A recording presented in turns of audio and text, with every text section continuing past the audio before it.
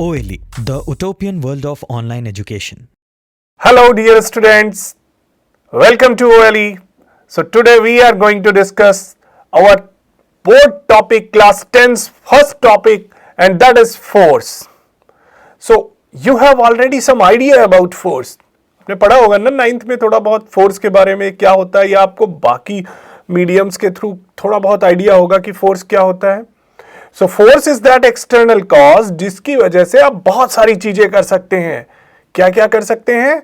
Force की वजह से आप किसी बॉडी को मोशन में ला सकते हैं. हम ऐसे खड़े हुए हैं आराम से, आप गए, आपने हमें धक्का दे दिया, अब हम क्या हुए? मोशन में आ गए. बॉडी को मोशन में ला सकते हैं. फोर्स की वजह से हम क्या क्या कर सकते हैं सिंपली देखते हैं. तो अगर फोर्स की कोई डेफिनेशन आपसे पूछता है तो आप क्या कहेंगे? So today we are going to discuss about force, और इस फोर्स की वजह से क्या क्या कॉजेज होंगे, क्या क्या इफेक्ट्स होंगे, कौन कौन सी चीजें और फोर्स से हम रिलेट कर सकते हैं, वो सारी चीजें आज के टॉपिक में हम डिस्कस करेंगे. ठीक, तो सबसे पहले हम क्या डिस्कस करते हैं? आपका previous knowledge.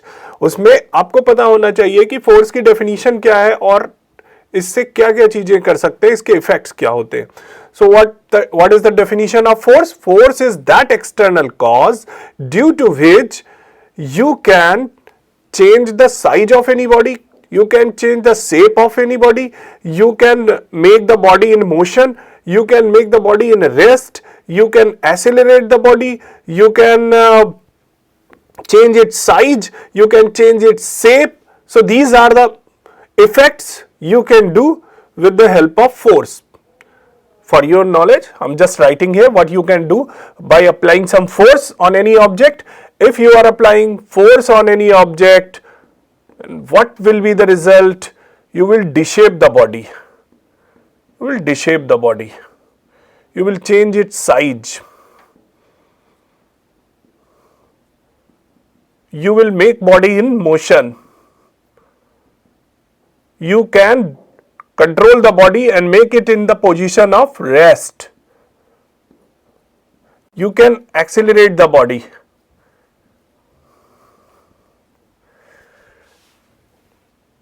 So these are the effect, and very simple. जो 90% बच्चे जो बोलते हैं फोर्स की definition, force is that external cause due to which we can push और पुल एनी ऑब्जेक्ट. ये रटा हुआ होता है तो इसको भी लिख लेते हैं. क्या होता है, क्या कर सकते हो आप फोर्स की मदद से? पुश या पुल. किसी ऑब्जेक्ट को पुश या पुल कर सकते हो. आपकी डेफिनेशन भी हमने रख ली. तो ये फोर्स है और ये उसके इफेक्ट्स है. फोर्स की वजह से आप ये सारी चीजें कर सकते हो. ये आप पहले पढ़ चुके हो. हम कुछ नया पढ़ते हैं.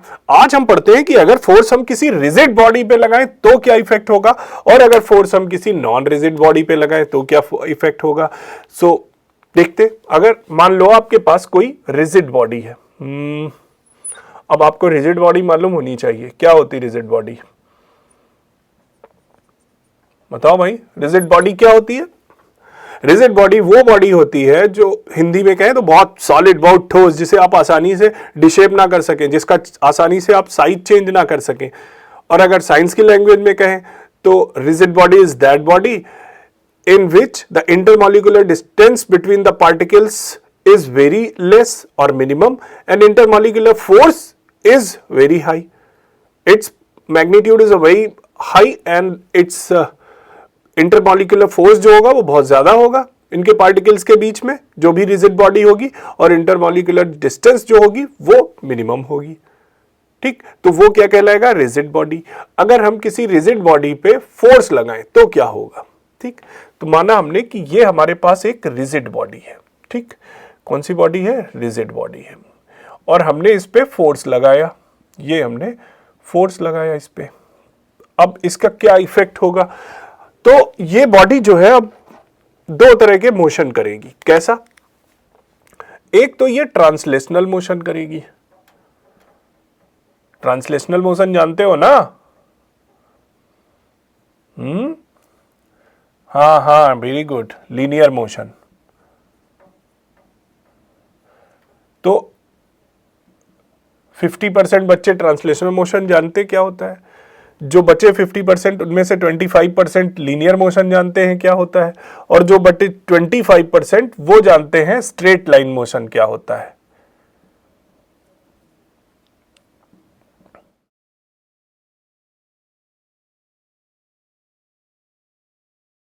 ठीक, okay. Translational motion, linear motion, straight line motion, तीनों एक ही चीज है। तो अगर हमने फोर्स लगाया एक रिजिड बॉडी पे, तो वो बॉडी क्या होगी, ट्रांसलेशनल मोशन करेगी। कब, अगर बॉडी नॉन पाइवोटेड है।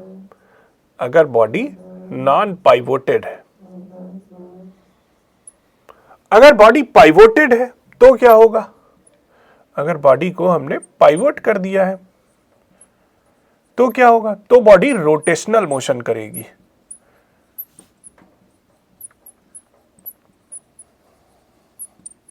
गोल गोल घूमेगी, उसी जहां पे भी पाइवोट किया उसी के एक्सिस के चारों तरफ। पाइवोट का मतलब समझते हो ना? अरे यार, पाइवोट मतलब क्या, पाइवोट मतलब जैसे आपने देखा होगा ना कि जानवरों को बांध देते हैं एक रस्सी से और खूंटे से, उसी के चारों तरफ वो जानवर घूमा करता है, तो वही पाइवोट है। हम किसी भी बॉडी को अगर एक उसके हिस्से में फिक्स कर दें, मान लो ये कोई बॉडी है, यहां पे हमने इसको फिक्स कर दिया, कोई नेल है उससे ठोक दिया हमने इसको, 2 बार नेल मारा, हैमर किया इस पे 2 बार, नेल से ये फिक्स हो गई। अब ये क्या है, पाइवोटेड बॉडी। और अगर नहीं फिक्स है तो वो क्या है, नॉन पाइवोटेड बॉडी। तो अगर ये बॉडी पाइवोटेड है, ठीक, यहां पे पाइवोट कर दिया हमने, अब अगर हम इस पे फोर्स लगाएंगे तो ये अगर इस तरफ तो जाएगी नहीं, फोर्स इधर लगा रहे हैं तो इस तरफ भी नहीं जाएगी। इस तरफ अगर हम फोर्स ऐसे लगा रहे हैं तो आप, अगर ये बॉडी पाइवोटेड है तो इसका मोशन ऐसे नहीं होगा। ये कैसा मोशन होगा, इस एक्सिस के चारों तरफ। जैसे वो गाय जो तुमने रस्सी से बांधी है, वो अब चारा चरने के लिए कहीं बाहर मैदान में नहीं जा पाएगी, वो उतने ही एरिया में, जितनी बड़ी आपकी रस्सी है, वो रस्सी क्या हो गई, रेडियस, उतने ही रेडियस के चारों तरफ चक्कर काटेगी। जिससे भी आपने बांधा है, खूंटा जिसको कहते हैं, उस खूंटे के चारों तरफ चक्कर काटेगी। तो खूंटा क्या है, एक्सिस है, ठीक। जो यहाँ पे ये पाइवोटेड पॉइंट है, ये क्या है, एक्सिस है। इसी के चारों तरफ ये बॉडी अब रोटेट करेगी। जब आप फोर्स लगाएंगे तो इसी के चारों तरफ रोटेट करेगी। तो पाइवोटेड का मतलब समझ गए ना, पाइवोटेड है अगर तो रोटेशनल मोशन होगा, नॉन पाइवोटेड है तो ट्रांसलेशनल मोशन होगा, ठीक। तो आज तो रिजिड बॉडी का ये केस है। अगर मान लो नॉन रिजिड बॉडी है तो क्या होगा। दूसरा केस हम देखते हैं कि ये एक बार पूछा भी गया है बोर्ड के एग्जाम में, नॉन रिजिड बॉडी और रिजिड बॉडी पे फोर्स लगाने के क्या इफेक्ट्स होंगे। अगर नॉन रिजिड बॉडी है तो क्या होगा, नॉन रिजिड बॉडी जानते हो ना, रिजिड बॉडी तो समझ गए तुम, पत्थर है, रिजिड है, और कोई लकड़ी है, लकड़ी से बना हुआ कोई बॉक्स है, वो भी रिजिड है। उसके बीच इंटरमॉलिक्यूलर, उसका जो इस मॉलिक्यूल्स हैं उनके बीच में इंटरमॉलिक्यूलर डिस्टेंस मिनिमम है और इंटरमॉलिक्यूलर फोर्स मैक्सिमम है। नॉन रिजिड बॉडी में उल्टा होता है, इनके पार्टिकल्स के बीच में इंटरमॉलिक्यूलर डिस्टेंस जो है वो कंपैरिजनली ज्यादा होती है रिजिड के कंपैरिजन में, और इंटरमॉलिक्यूलर फोर्स रिजिड के कंपैरिजन में बहुत कम होता है। तो नॉन रिजिड बॉडी, तुम बचपन में क्रिकेट खेला करते थे, जब सस्ती वाली बॉल लाते थे 2 रुपए वाली, तो उसमें जब बैट से मारते थे, अब तुम लोगों में कोई बड़ा बच्चा खेलने आ जाता था, वो जब बैट से मारता था वो बॉल वहीं से पिचक जाती थी, फिर उसको तुम सही करते थे बड़ी मेहनत से दबा दबा के, और फिर वो सही होती। तो वो क्या थी, नॉन रिजिड बॉडी। जैसे आटे की लोई है, आटे की लोई क्या है, नॉन रिजिड बॉडी है। तो इस पे अगर हम फोर्स लगाएं, आटे पे जब फोर्स लगाओगे तो मुक्का मारो तो क्या होता है, वो डी शेप हो जाता है। तो नॉन रिजिड बॉडी पे जब हम फोर्स लगाते हैं तो नॉन रिजिड बॉडी पे क्या इफेक्ट होता है, ये डिसेप हो जाती है, ठीक। तो ये फोर्स का इफेक्ट होता है जब हम रिजिड बॉडी पे लगाएं तो ये 2 केसेस बनेंगे, और अगर नॉन रिजिड बॉडी पे लगाएं तो ये केस बनेगा कि वो डिसेप हो जाएगी।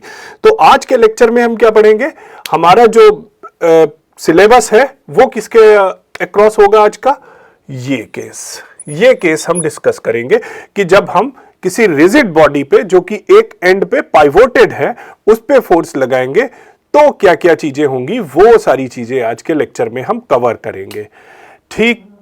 तो स्टार्ट करते हैं अपना फर्स्ट टॉपिक। अभी तक क्या था, ये सिर्फ आपको हम थोड़ा फील दे रहे थे, अब आते हैं वापस। तो रिजिड बॉडी को जब हमने एक एंड से पाइवोट कर दिया, अब क्या हो सकता है, ये रिजिड बॉडी है, इसको हमने एक एंड से पाइवोट कर दिया और इस पे फोर्स लगाए तो बॉडी रोटेट करेगी, टर्न करेगी उस एक्सिस के चारों तरफ। ठीक, तो इसी को हम क्या बोलेंगे? Turning effect. Turning effect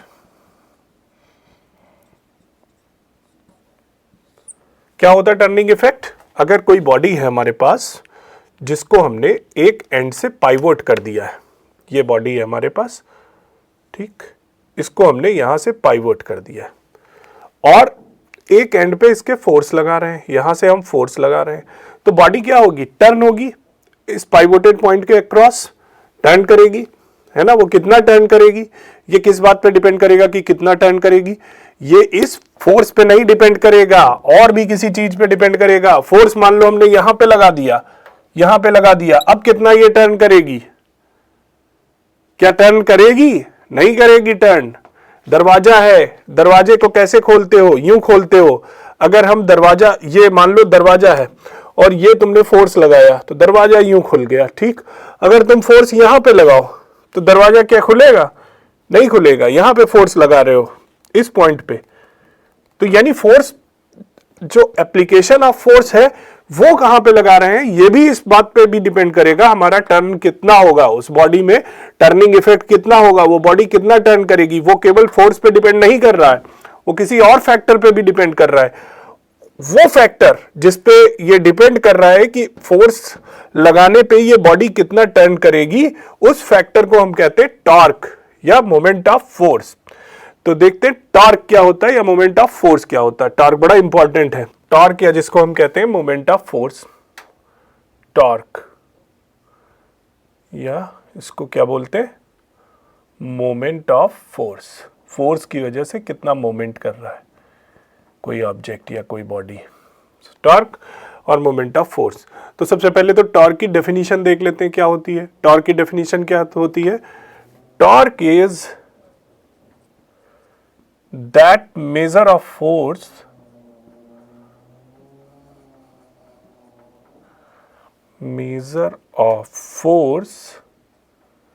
which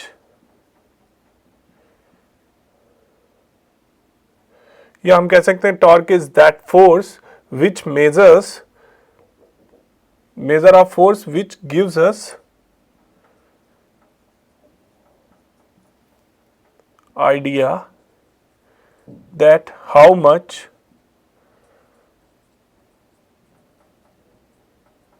a body rotates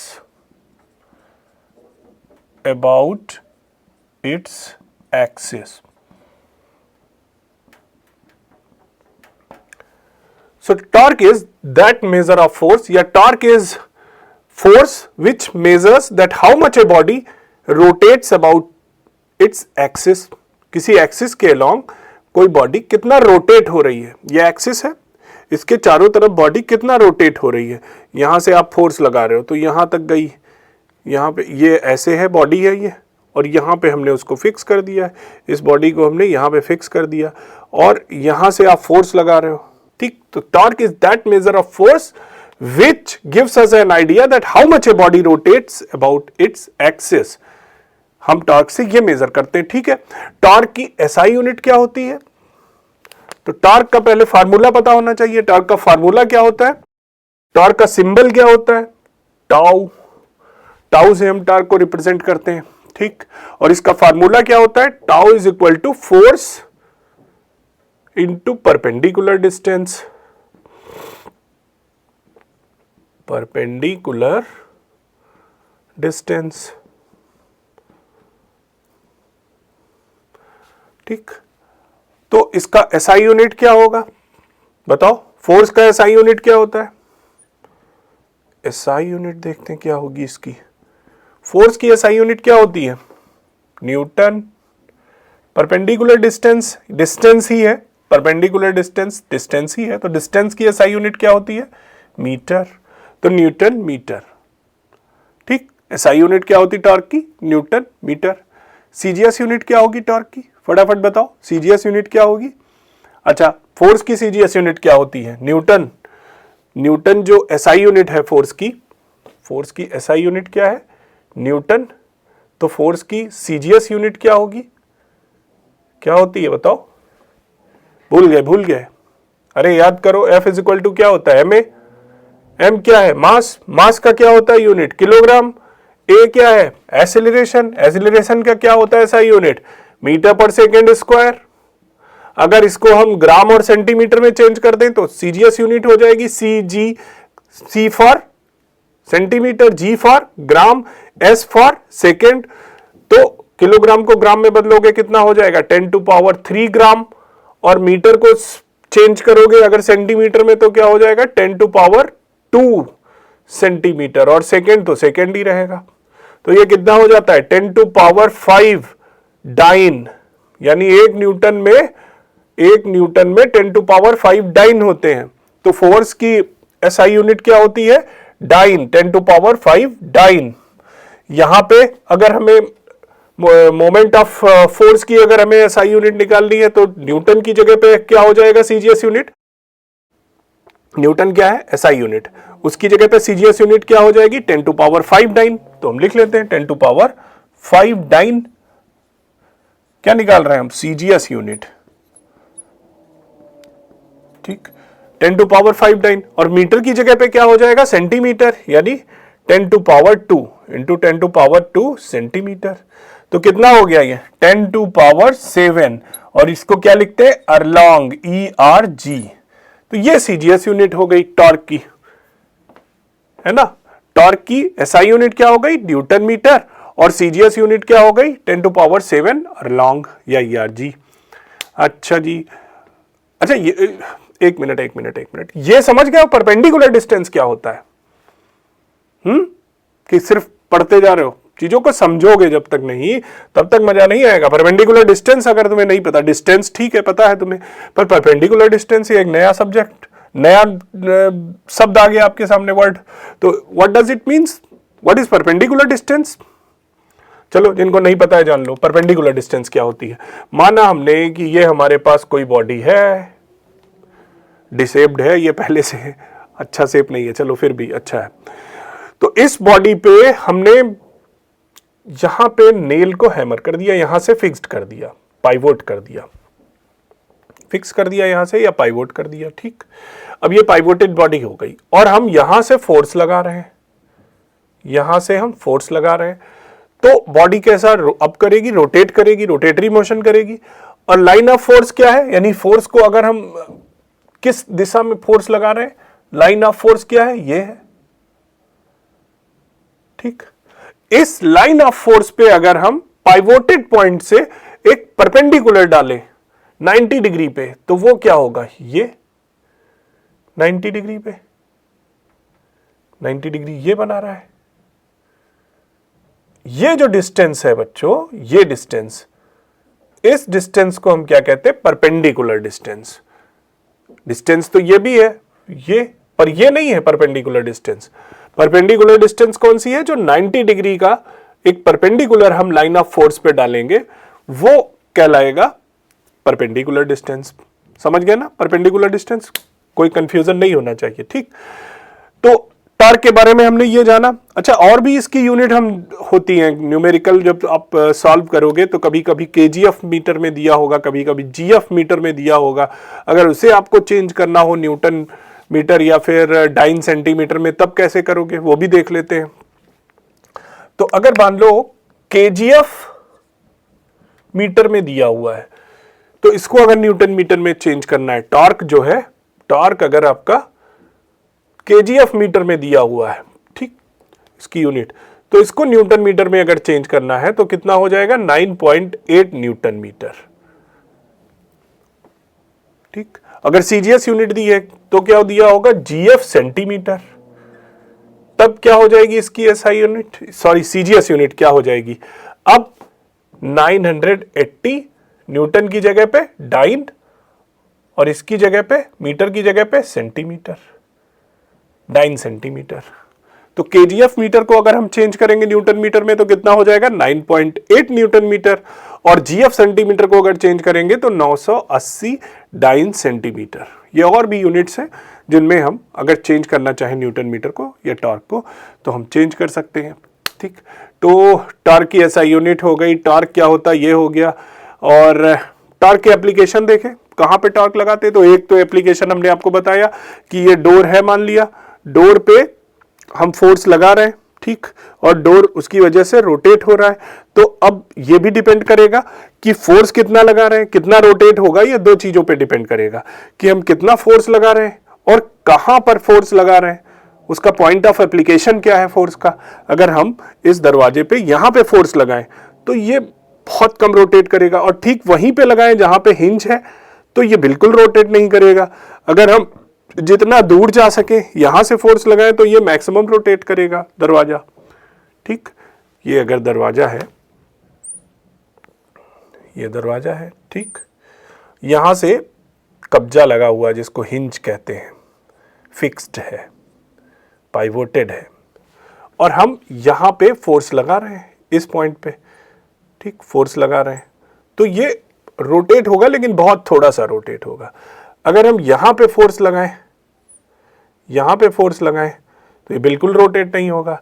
अगर यहां पे फोर्स लगाएं हम तो ये मैक्सिमम रोटेट होगा, है ना। तो अब यहां पे क्या देख रहे हो कि तुम्हारे फोर्स पे तो डिपेंड करता ही है टर्निंग इफेक्ट कि कितनी तेज खोल रहे हो। गुस्से में हो तो बहुत तेज खोलोगे, अगर शांत हो तो आराम से खोलोगे। तो इस पे तो डिपेंड करेगा कि तुम्हारा मूड कैसा, मूड पे डिपेंड करता है ना, मूड पे। ये थर्ड फिजिक्स में एक थर्ड प्रॉपर्टी डाल दी कि मूड पे भी डिपेंड करता है कि कितना टर्निंग इफेक्ट होगा। अगर शांत है तो कम टर्निंग इफेक्ट होगा, अगर गुस्से में है तो ज्यादा टर्निंग इफेक्ट होगा। खैर, तो दो चीजों पे डिपेंड करता है कि फोर्स पे कि कितना फोर्स लगा रहे हो, और डिस्टेंस पे कि कितनी डिस्टेंस है, परपेंडिकुलर डिस्टेंस। तो यहां पे मैक्सिमम परपेंडिकुलर डिस्टेंस है, और यहां पे फोर्स जो परपेंडिकुलर डिस्टेंस है वो डायरेक्टली प्रोपोर्शनल टू टॉर्क है। तो जितनी ज्यादा परपेंडिकुलर डिस्टेंस उतना ज्यादा टॉर्क, उतना ज्यादा टर्निंग इफेक्ट। यानी अगर हम कहें, दो केस लेते हैं कि मैक्सिमम टर्निंग इफेक्ट कब होगा, मैक्सिमम टर्निंग इफेक्ट कब होगा, तो फोर्स पे तो डिपेंड करेगा ही, लेकिन फोर्स तो फिक्स्ड है। आप कितना लगा सकते हो, 10 न्यूटन लगा सकते हो, और बहुत कोशिश की और ज्यादा पूरा तो 11 न्यूटन लगा दोगे, पूरी दम लगा दी जब तो 11 न्यूटन लगा दोगे। लेकिन 22 न्यूटन लगानी है तो थोड़ा ही लगा पाओगे, क्यों, क्योंकि फोर्स तो आपके पास फिक्स्ड है ना कि इतना ही फोर्स आप लगा सकते हो। तो और दूसरी चीज क्या है, डिस्टेंस, परपेंडिकुलर डिस्टेंस, यानी इसको चेंज करके हम टर्निंग इफेक्ट को मैक्सिमम कर सकते हैं। तो टर्निंग इफेक्ट मैक्सिमम कब होगा, जब हम परपेंडिकुलर डिस्टेंस मैक्सिमम होगी। समझ रहे हो ना, फोर्स यहां पे कांस्टेंट है, फोर्स का कोई इफेक्ट नहीं है, फोर्स जितना आपके पास है उतना ही है। अगर कोई मशीन 15 न्यूटन का फोर्स लगा रही है तो वो 16 न्यूटन का नहीं लगा सकती, 15 ही न्यूटन लगाएगी। लेकिन point of application of force हम चेंज कर सकते हैं। अभी फोर्स वो यहां पे लगा रही है मशीन, फिर हम उसका पॉइंट ऑफ एप्लीकेशन यहां कर देंगे। अब पहले यहां लगा रही मशीन, अब यहां कर दिया तो ज्यादा टर्न होगा। यानी टर्निंग इफेक्ट मैक्सिमम कब होगा, जब परपेंडिकुलर डिस्टेंस जो है ये मैक्सिमम होगी। परपेंडिकुलर डिस्टेंस को जब हम मैक्सिमम करेंगे तो मैक्सिमम टर्निंग इफेक्ट हमें मिलेगा। अच्छा, मिनिमम टर्निंग इफेक्ट कब मिलेगा बताओ, टर्निंग इफेक्ट मिनिमम कब होगा।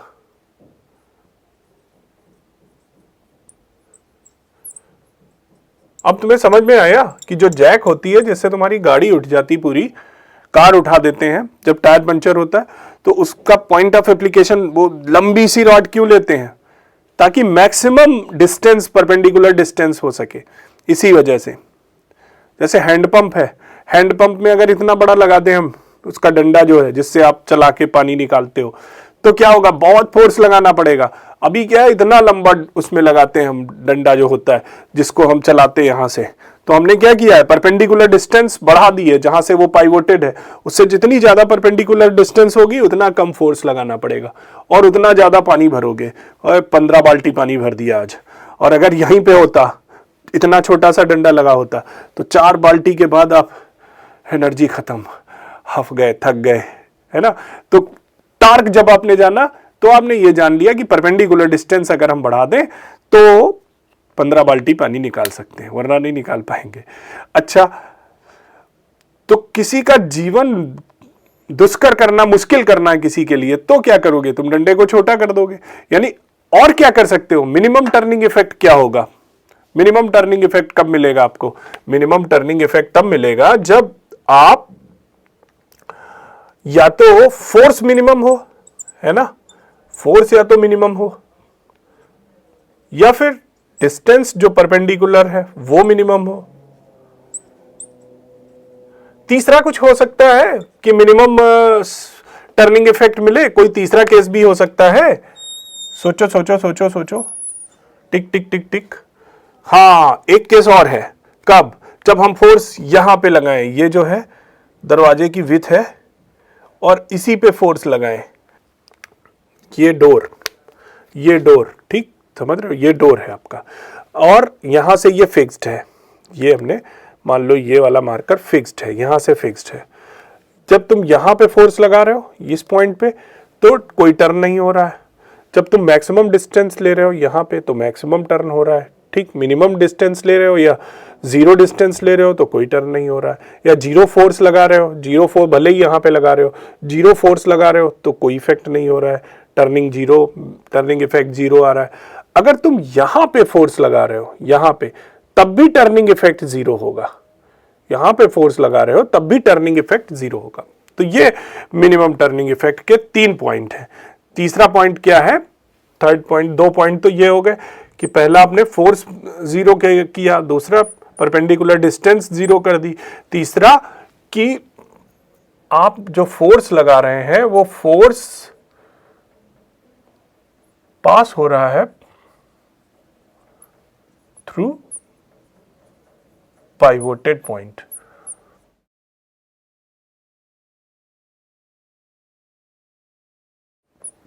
लाइन ऑफ फोर्स लिख लें, line of force passes through pivoted point.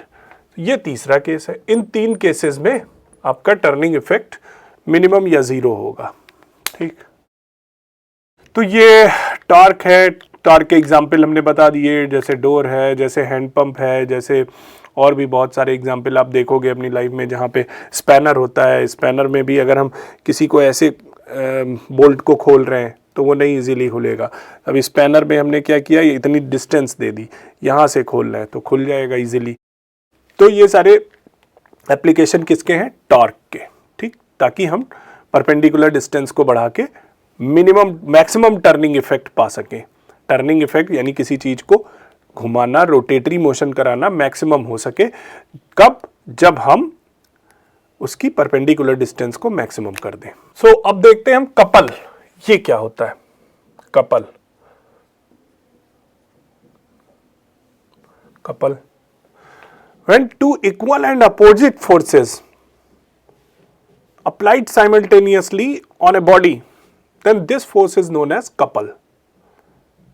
मतलब जब दो इक्वल, बराबर और अपोजिट, अलग अलग डायरेक्शन में, एक फोर्स की डायरेक्शन ये और दूसरे फोर्स की डायरेक्शन ये, और दोनों का मैग्नीट्यूड बराबर, ये जब किसी ऑब्जेक्ट पे लगेंगे तो उसको हम कपल फोर्स बोलेंगे।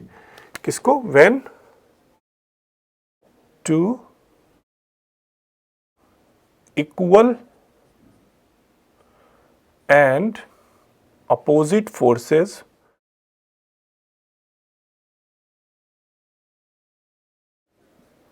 applied on a body, such force is known as couple force।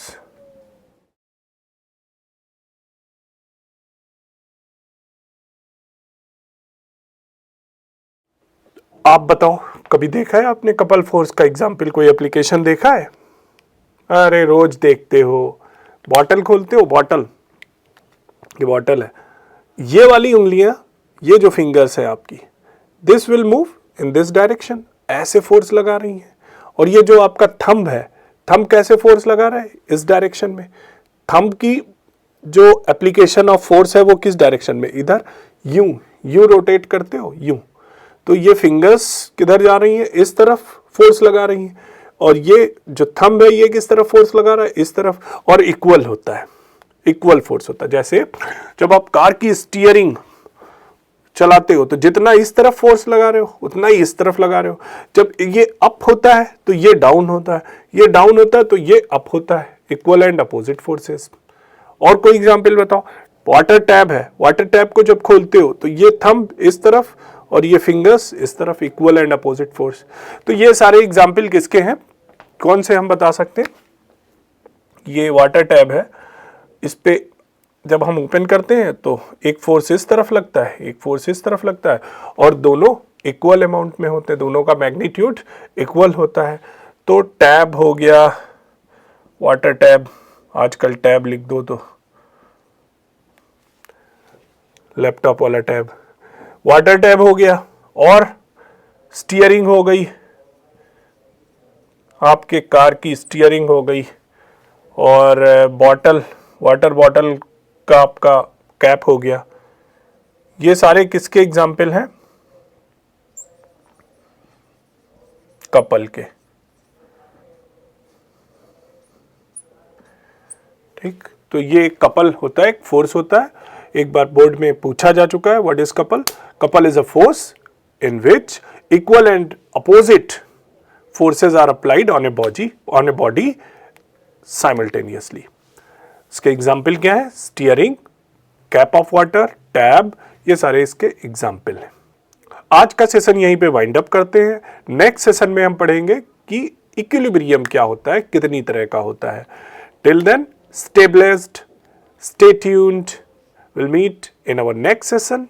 Bye bye.